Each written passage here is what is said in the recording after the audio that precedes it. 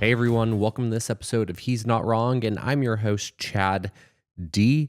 I am, as you see, if you're watching on YouTube, you can see that I am not in my usual studio, but I am once again on location. This time I'm not in the back of my car.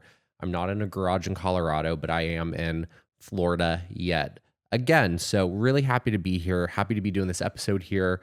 I'm very, very grateful to have a mobile podcast studio that I can just take with me wherever I go. So no matter what it is that I'm doing, no matter where I am, I can be sure to, keep making these episodes and that I'm not stuck just in that green and orange studio that I have made in my apartment. After last week's episode, I was horrified after watching the footage and seeing the TikToks that I was putting out. And oh my God, I was so horrified at how I looked. I know it's not about how you look. It's a podcast. We talked about it in episode 1.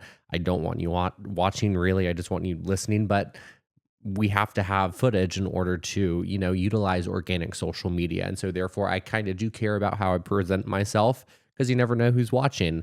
And last week's episode, I was hungover. I was sick, not sick from the hangover, but, I was like actually sick. And I needed a haircut. I was overdue by maybe a month and I looked awful. And so that was a wake up call to me.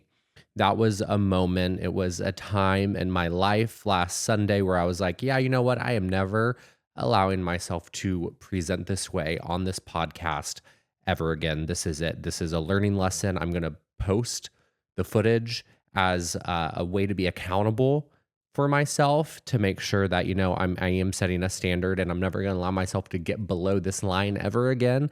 So if you're watching, I apologize for that. But as you know, if you are watching, I did get a haircut. Thank you, Maria at Zephyr Barber in Birmingham.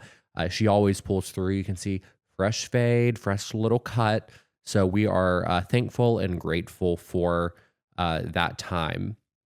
One thing that I want to talk about starting this episode out is last week, I have a full-time job. I really don't talk about it on this podcast, but I have a coworker who I met her last Monday with maybe a little too much negative energy.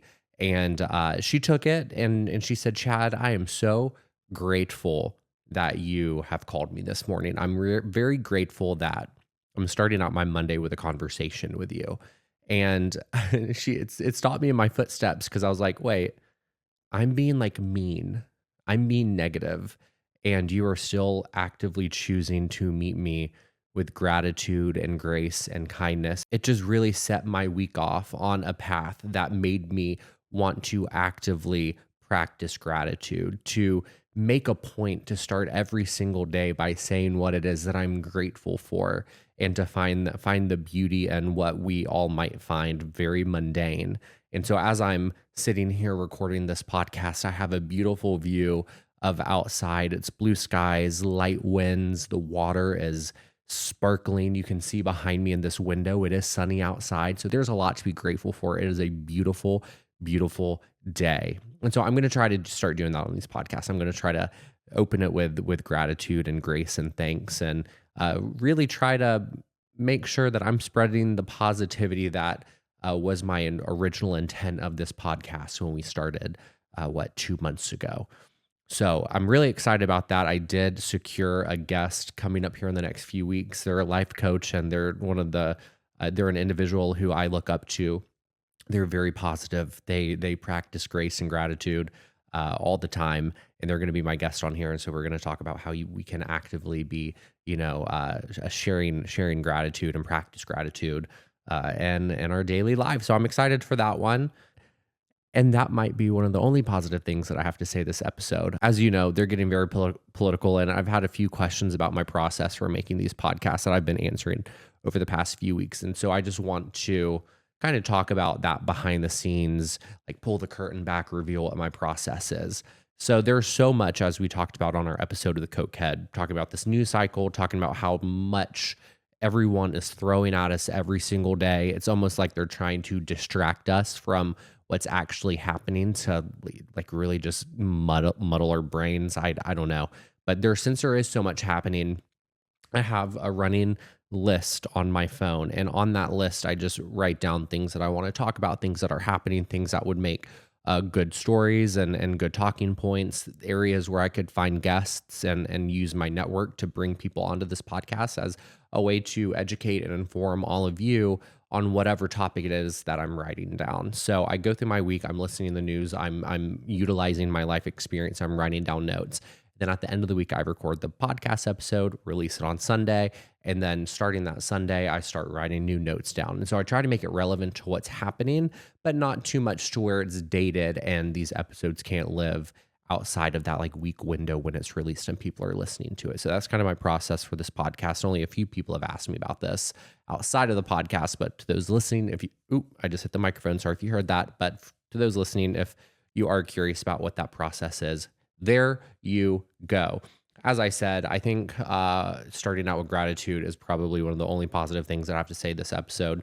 But to kind of talk more about that haircut, about that, the way I view myself. A few years ago, I went on a health journey and I lost 60 pounds. And it took me forever to really lose that weight. But just after the weight was lost, I didn't fully accept myself, didn't really love myself, and it took a lot of practice and getting to a place where I could look in the mirror and be happy and love myself and love the body that I'm in. And that it was work. It was practicing. It was practicing gratitude. It was being active and trying to learn and grow and how to look at myself and love myself for who I am and what I am.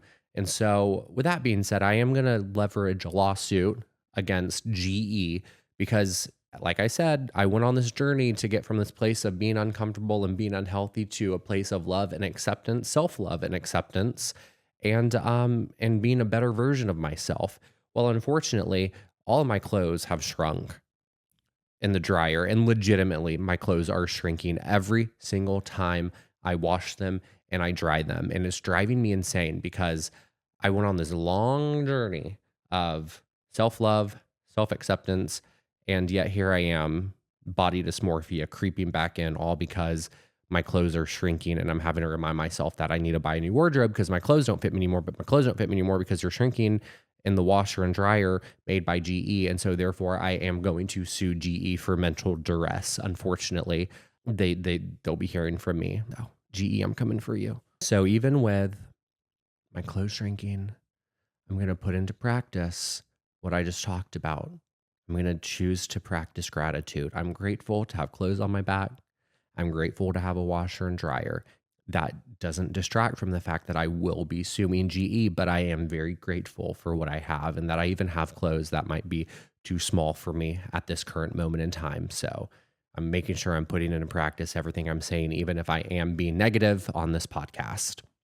Another thing that was going on this past week that I really want to talk to everyone about is how I think I manifested this podcast. I know I talked about how for about 7 to 8 years now, I have been wanting to do She's Not Wrong with Mallory Hagan and some other people that I thought would make really good hosts for a podcast. And then it kind of just evolved into He's Not Wrong. And that was 7, 8 years ago. But going back 10 years ago, I had an English class at Auburn University where it was a project based on Edgar Allan Poe, and we were supposed to reinterpret one of his stories in whatever medium that we wanted to reinterpret it in. And back then, that was 10, 11 years ago, 2014. So that was 11 years ago. And that's when the first season of Serial was getting really, really big, and everyone was listening to it. I was completely obsessed. I was obsessed with the sound audio that NPR was utilizing on those Serial episodes. Just that sound quality, the creative process, the writing, the hosts. What her name's Sarah Koenig, I think. I could be wrong. It's been a while since I listened, but her voice was it was just butter. I was so obsessed with Serial. I know I just said that, but I can't express how obsessed I was with that podcast. And so when that project came out for my English class, I decided I was going to do a reinterpretation of one of Edgar Allan Poe's works in the format of a podcast. And so my cousin, she is a singer and she has recording equipment and microphones and whatever. So she came over to my apartment. I used all of her equipment and I made a podcast episode 11 years ago in the style of Serial. I was using their background music and all of that. I wrote the episode based on one of Edgar Allan Poe's works and I submitted it. I got 100 on it. And that English professor decided that she wanted to use that work as an example for her, I guess, dissertation to get her PhD. And then any other time she taught that class or did that project anywhere else, she would use my podcast as an example of what the reinterpretation project should be. And I say that because that professor had such a profound impact on me. She presented literature in a way that was fun and engaging, and it really made me fall in love with reading and analyzing work and figuring out how authors are using their experience and the time that they're in to relate it back to previous works. All that to be said, her name, my professor, I guess now would be Dr. Virginia Grant. And when I tell you, I cannot find her on social media at all because I want that project. I want that podcast episode that I made for her 11 years ago. I can't find it. I can't log into my student account at Auburn to download the file that I uploaded. I lost access to that account. The hard drive that it's saved on, that hard drive is corrupted. I cannot get it off of that hard drive. I don't know what happened to it. So the only way I can get that work that I created 11 years ago is if she still has access to it and then can give it to me. So I have spent hours this past week looking her up, trying to figure out what school she's at, doing deep dives to figure out what place she's publishing work through. I can't find anything on her. She does not exist beyond 2019. I looked at obituaries. I don't think she's dead. I've looked at universities and colleges, and she's not in any one system. It's like literally like after 2019, she fell off the face of the planet. She might have, but I wouldn't know because there's nowhere online that is giving me the information that I need to find her. So I really hope that this podcast episode, when I put it onto TikTok, when I put it on Instagram and YouTube Shorts, I hope it makes her way to her because I would really like that project that I made years ago that I don't have access to anymore. I would really like to use it on one of these episodes to kind of show how I manifested all of this, how this really started not 7 or 8 years ago, but it started 11 years ago. So Virginia Grant, if you are listening or if anyone listening knows where I could find Virginia Grant, I would be so greatly appreciative if you could send her my way. I would love to have her on an episode. I would love to get that work from her. And I would really like to figure out what she's doing now because she was doing her PhD was like very, very specific in English and literature. I think it was like early American literature. I don't know. There's only a few places I think she could be, and I couldn't find her there. So I need help. I'm like the FBI, truly. And that's not a joke. I know that's like things people talk about on social media is like Taylor Swift fans or people on TikTok, they're FBI agents and the FBI should utilize them to get information that they want. I mean it. If there is anything that needs to be found, if I need information, I will get that information. I will find it. I will not tell my secrets or my sources or how I do so, but I can get anything. But damn, Virginia Grant has me stumped. I cannot find her. So I need a little bit of help. And also speaking about last week's episode was, I would say, very timely. I had Dejara Britton on, and Dejara Britton, as you know, if you listen to the episode, if you haven't, please do. But she's my best friend. She has a bachelor's degree and a master's degree in history, and so she's very, very, very smart. And I was using her on my episode to really talk about the implications of politics and the Pope and why we should care about who becomes the next Pope. And just as if the administration was listening to this podcast, I know they weren't, but it was as if they were. Trump yesterday released an AI image of him dressed as the Pope. And so this is going to lead into two things. I just want to talk about how last week's episode, we were right. The name of the podcast is He's Not Wrong. Dejar and I, we were not wrong last week in saying Trump understands the political power and implications of what it means for people to want there to be a conservative pope because it will help his agenda. So him teasing him being the pope, that's planned. That's calculated. He understands why people should be paying attention to who becomes the next pope, because if it's a conservative pope, he is going to have some, you know,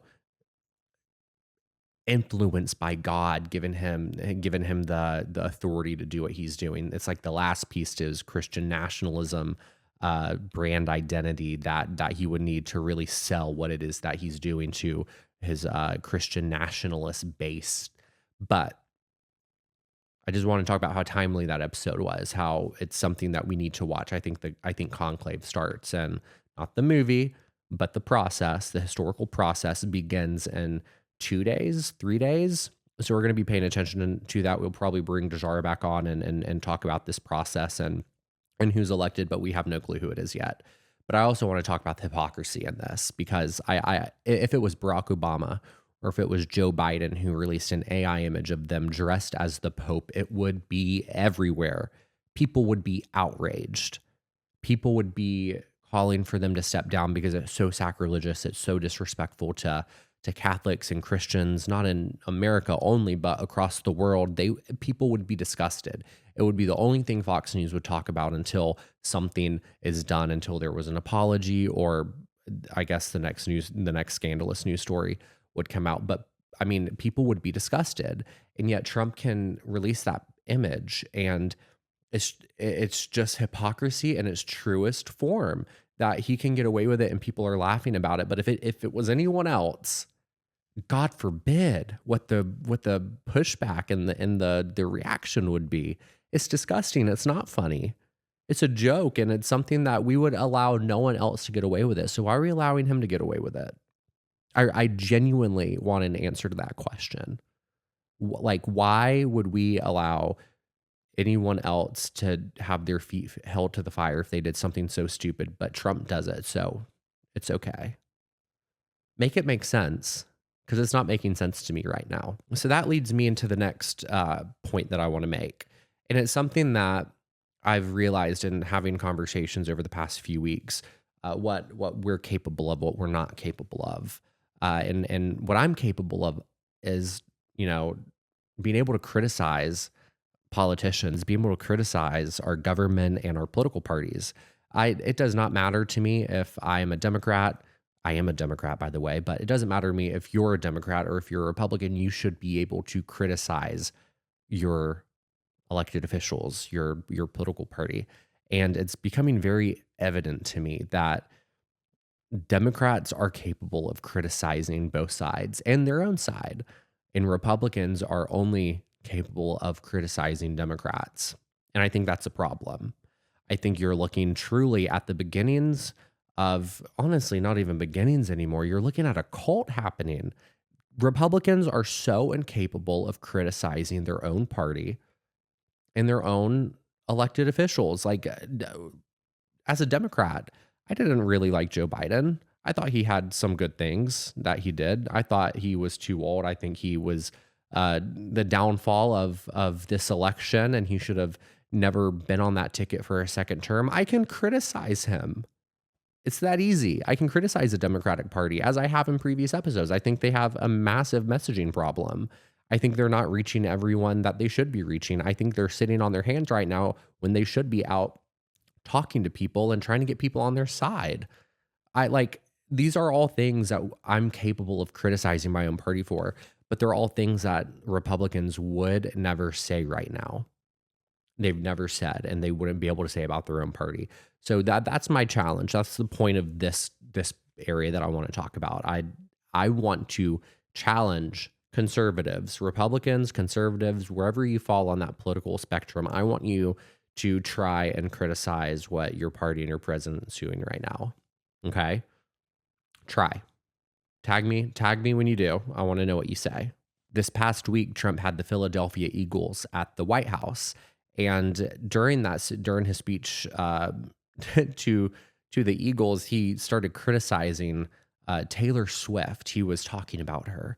And I'm so over Donald Trump and his hate of Taylor Swift. The world is literally on fire right now. People can't afford anything. Our shelves will soon be empty due to Trump's policies with the tariffs. And yet, on his mind, and what he finds important to speak about and at public events is Taylor Swift. Taylor Swift should be the absolute last thing that's on his mind. She should not be occupying any space in his mind. If the world was all intact and things were going well and prices were coming down and there was no inflation and student loan debt wasn't an issue and people were able to, actually participate in our economy and housing prices were coming down, then yeah, if things were going so well, maybe use some time to talk about pop culture, current events, talk about Taylor Swift if you want, but that's not our reality. That's not the world we live in. She should be the last thing on his mind. And I don't know how to say it any other way than that. It is so infuriating that we have a president in office right now when things are at such a turning point, and the thing that he thinks he should be using his platform is to come for and spread hate against someone who has done more for her workers than he has done for anyone. What has Trump done? He's literally bankrupt small businesses by employing them to use their services and their products at his hotels and casinos that he set up, and then didn't pay their invoices. And then what happens when those businesses don't get paid by large contracts that were given out by Donald Trump? They go out of business. There's documentaries about this. There's news stories about this. It's everywhere. If you want to look it up if you don't believe me. But Donald Trump has literally bankrupted small mom and pop businesses all over the country. And what has Taylor Swift done? She's given $100,000 bonuses to every single person that's worked on her tour. It does not matter what they do. If they were behind the scenes, if they were dancing on stage with her, if they were doing video and audio, everyone got a bonus because she understands the value of a person. She understands what it means to be nice and to be grateful and to spread positivity. Actually, something Trump could probably benefit from if he actually was paying attention and listening. And while we're on the topic of hypocrisy, all week long I've been hearing about Robert F. Kennedy, RFK Jr., and everything that he's been doing. And it's been making me think because, sorry, I have a cat hair on my face and I keep pulling at it. So if the audio keeps going in and out of my face, if it sounds like this, it's because I'm literally turning my face because I have cat hair on my face. I'm trying to pull it off. But I think it's really baked into my moisturizer. And if you know, it's a struggle. But I've been hearing all about RFK Jr. all week long. And one thing that he is really adamant about, apparently, according to his motto, is make America healthy again. And he's going about it, I think most people would argue, the wrong way. And you have to think about it in a full circle, right? So he lessening regulations, like he just came out with lessening the regulations or loosening the regulations on poultry. So that really, and the purpose of those regulations were to try to keep salmonella poisoning and contamination at really low levels. So it can be easily tracked and accounted for and pulled from shelves. And the goal is for us to, not get salmonella poisoning. And so those regulations have been pulled back. But then the agencies who would report on these outbreaks, they're being defunded and people are being fired. So I think what we're going to start seeing is, oh, look, like literally no cases of salmonella. We're doing amazing. But in reality, it's like we actually don't know what those numbers are because there's no one to report on them. We pull back the regulations that's tracking and accounting for them. And then so it makes it easier for those numbers to not be traced and or tracked.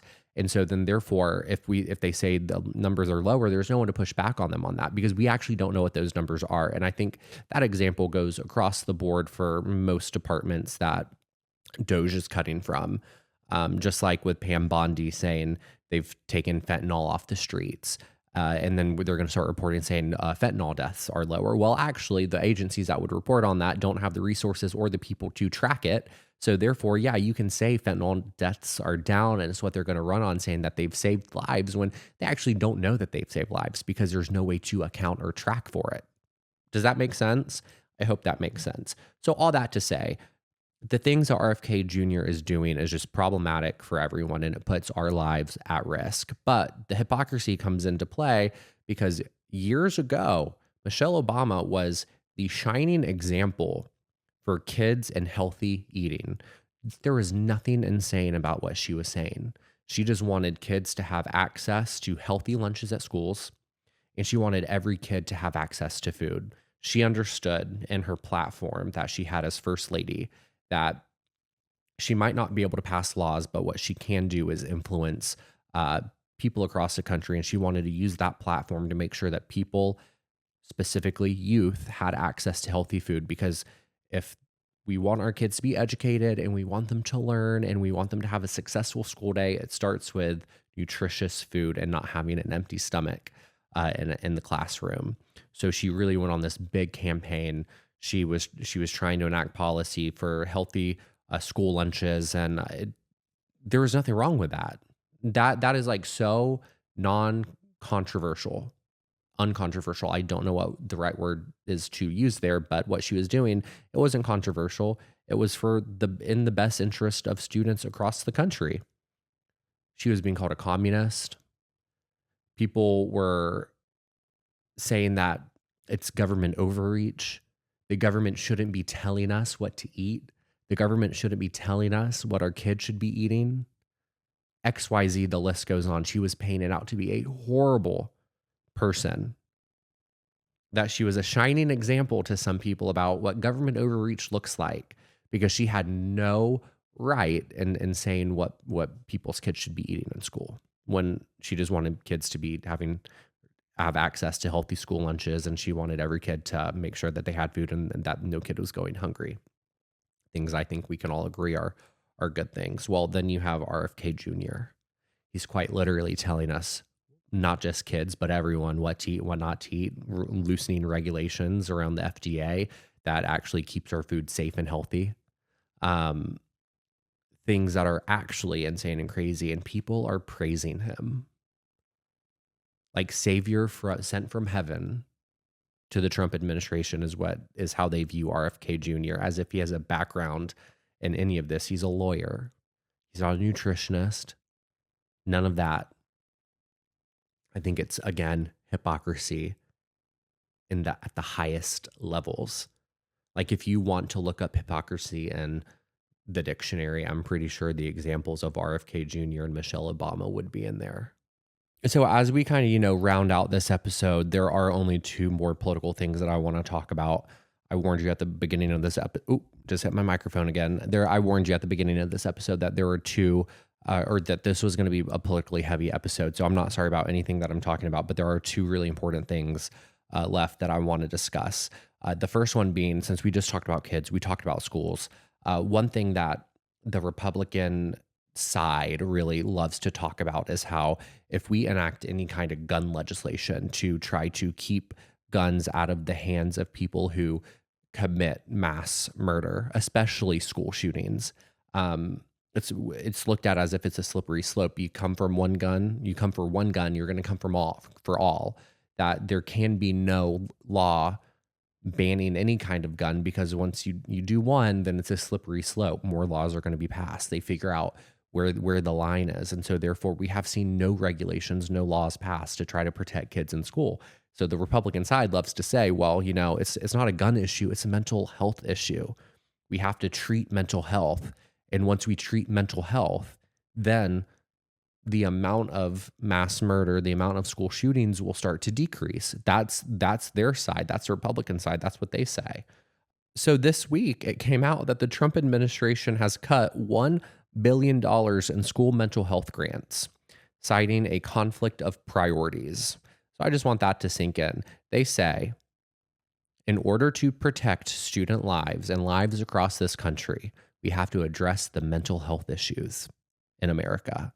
and yet they cut $1 billion in school mental health grants.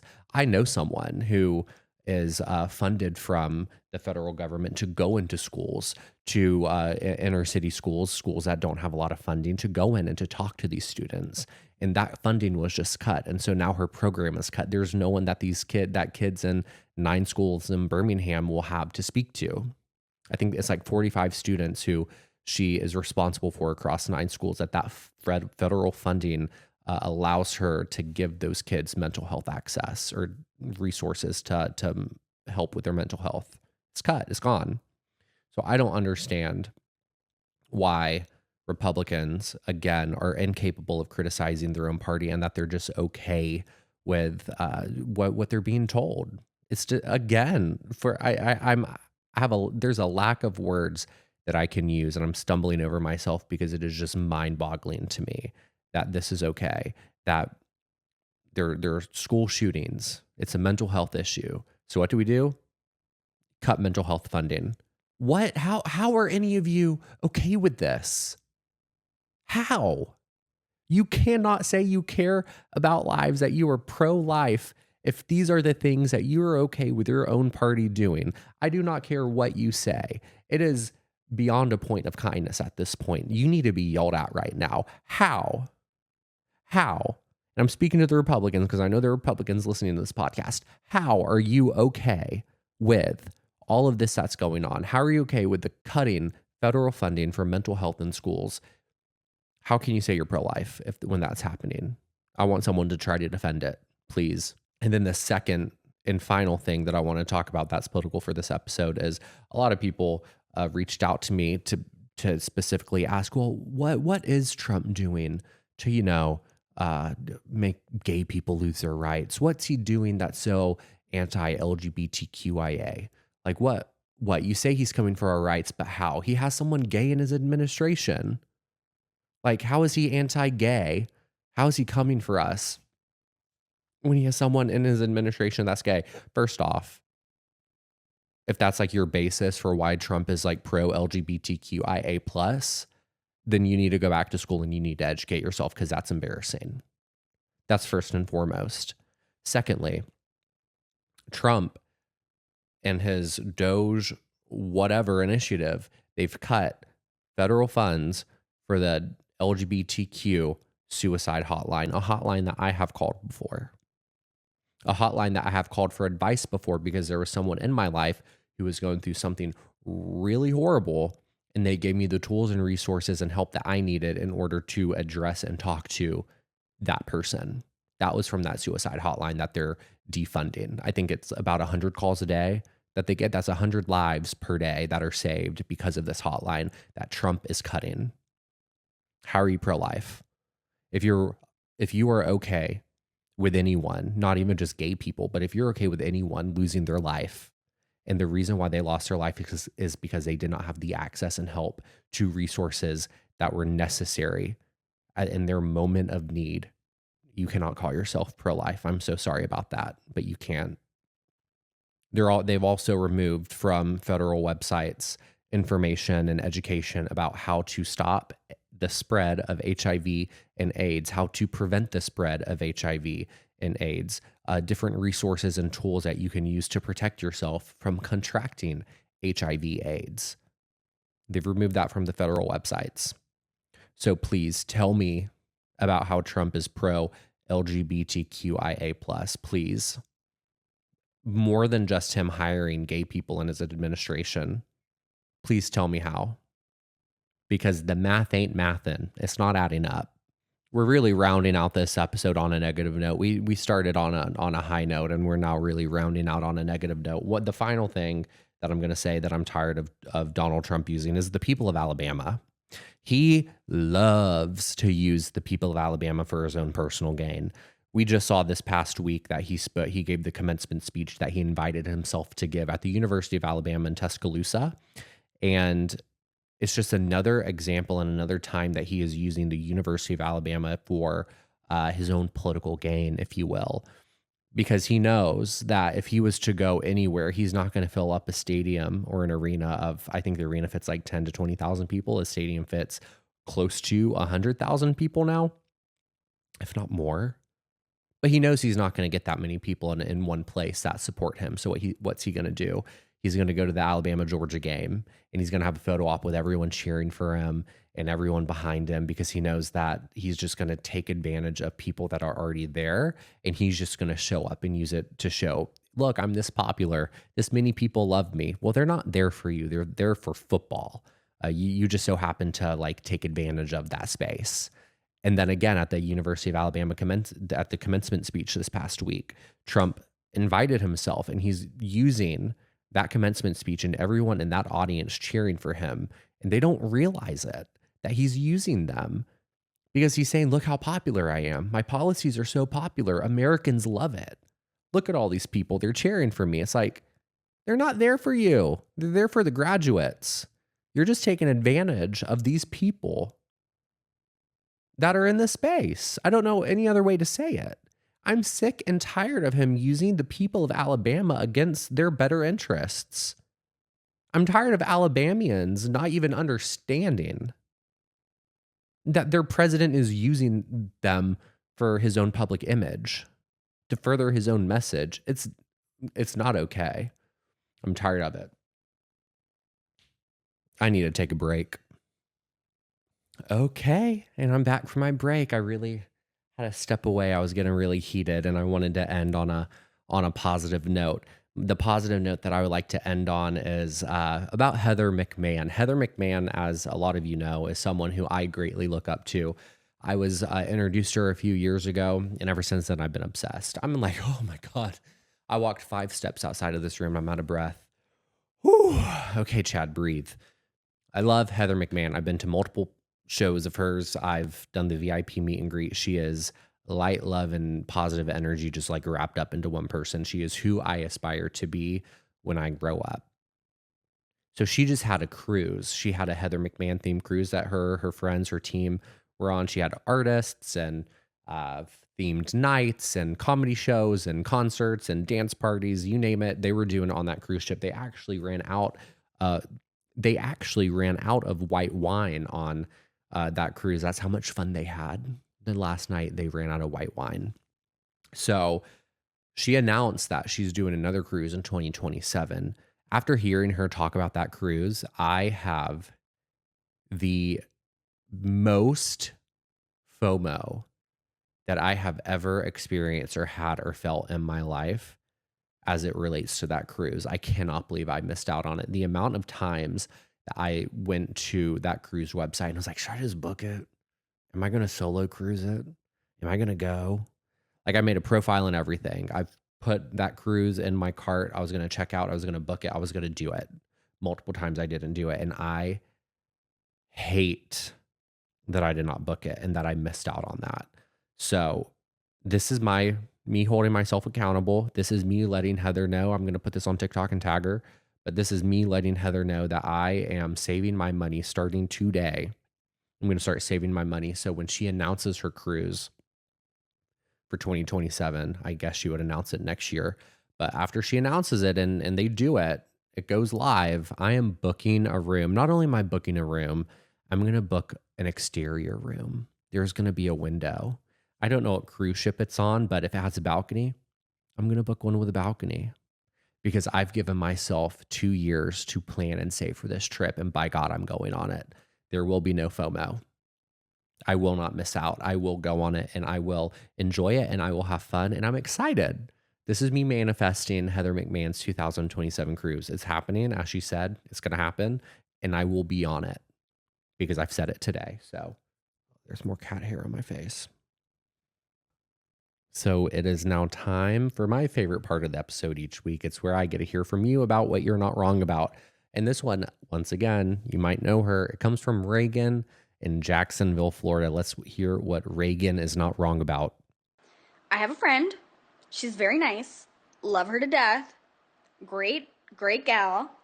But she takes several business days to reply to any kind of text. And I don't really care, and I don't think I'm wrong about this. If I'm sending like a picture of my cat or a funny post that I saw online, it's not time pressing, and I don't care how long you take to respond.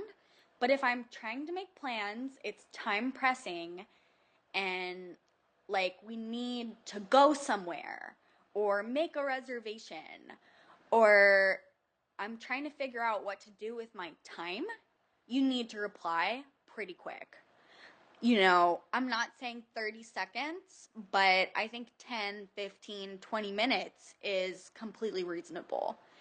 And it's really obnoxious. It really bugs me because it kind of gives the impression that you don't value my time or you just don't care. It's like not that surprising or hard to look at your phone if you know for a fact that someone is trying to make plans with you. And I think I'm not wrong about this. You need to be respectful of their time and send a relatively quick response. Or just say you can't and then take business days to respond. Oh, Reagan, you are not wrong. And look, I know this episode is really the theme is heavy on hypocrisy.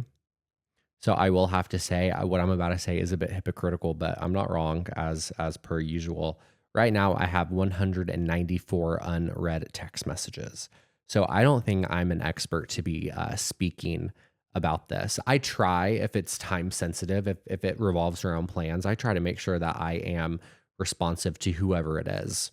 If it's a group text, I usually I'm not very active in group text. I have to get a special spurt of energy in order to participate in a group text. Most of my group texts are silenced. But when it's the other way around, once again, hypocrisy. If I text you and you don't respond, but you're sending me Instagram DMs and you're sending me TikToks, nothing will make me more angry. Respond to my text. I know you're on your phone. I literally can see you on your phone. Why are you not responding to my texts? And I'm not, I am delusional, but I am not so delusional that I think that I'm owed people's attention and responses. But if I send you a text message and you don't plan on responding, at least for the sake of visibility and clarity and perception, don't send me TikToks. Don't send me Instagram DMs. Just hold off on that a little bit, until you plan on text me back. Wait to send me everything all at once. So yeah, Reagan, you're not wrong. I think you're in the right to be mad about someone not responding to you in a timely fashion when warranted. But unfortunately, I don't think I am the one who should be advising you on this because, as I said, I have 194 unread text messages, and I will go a really long time before I respond to someone. For instance, last year on my birthday, I spent my birthday, not this past year, but the year before, in New York. And people were sending me happy birthday messages, and I was trying to be so kind and so responsive and so timely and saying thank you to them. But it came to a certain point in that day, because I was drinking adult infused beverages. It came to a certain point in that day where I had to just not look at my phone, because I was starting to send paragraphs about how much I love people when they were saying happy birthday to me. So I quit texting back after a certain time. So it was very unfortunate for people who texted me after 1 p.m. on my birthday, happy birthday. I think I responded to everyone who texted me after 1 p.m. I responded to them, I think 6 or 7 months later. I was like, I'm so sorry, I'm just now seeing this. So yeah, I'm not the expert on the timely text messages, but I do agree with you. I can be better. I'm a bit of a hypocrite when it comes to that. Oh well, keeping it on theme and on brand for this episode, I guess. As usual, everyone, I appreciate you listening to this episode. If you've made it this far into my newest episode of He's Not Wrong, I very much am grateful for you, and I appreciate you, and I hope you tune in next week. Next week's episode, we have a very special guest. We'll have Emma McGowan, the girl you might recognize from TikTok, who really started it all with the Bama Rush TikTok. She's going to be on my podcast. We have a lot that we're going to talk about, and I'm really excited about that episode. I've been wanting her on for a while, and we have finally arranged it to where she is going to be coming on to He's Not Wrong, and that episode will be probably dubbed She's Not Wrong with Emma McGowan. So I'm really excited about that one. Please be sure to tune in for it. And again, I appreciate you listening to this episode. I talked a lot of negative-ish about Trump and politics, but this week it was heavy with it. So I had to get it off of my chest. The solo episode was necessary. The political talk was necessary. I really hope, if anything, this episode has made you think. I hope it's really made you think about where we are in our politics today, what we're allowing our elected officials to get away with, and then what we used to not allow elected officials to get away with. I really hope that when looking at our politics as it currently stands, you can think about it in a way that's like, okay, are we being hypocritical in what we're allowing and what we're not allowing, and where we're going as a nation? I hope oh my God, my TikTok is just autoplaying on my phone. I'm so sorry if you heard that. As I was saying, I just really hope that this podcast has made you think and really allows you and empowers you to demand more from our elected officials and to demand more of our community around us from the people in your life. Don't allow them to get away with the hypocrisy that we're seeing on display every single day in our news, from our elected officials, and just in our everyday lives. I hope we demand more for ourselves because we deserve better at minimum. So thank you again. I hope you tune in next Sunday for an episode. It's going to be a good one. It's going to be a big one. I am so excited for it. If you want to share with me what you're not wrong about, please be sure to send me a voice memo on Instagram at He's Not Wrong Podcast, or you can leave a voicemail at 205-538-3202. Again, you can leave me a voicemail by calling 205-538-3202 and let me know what it is that you're not wrong about, and I will feature your message on a future episode. So I hope to hear from you soon, and I hope to see you next Sunday.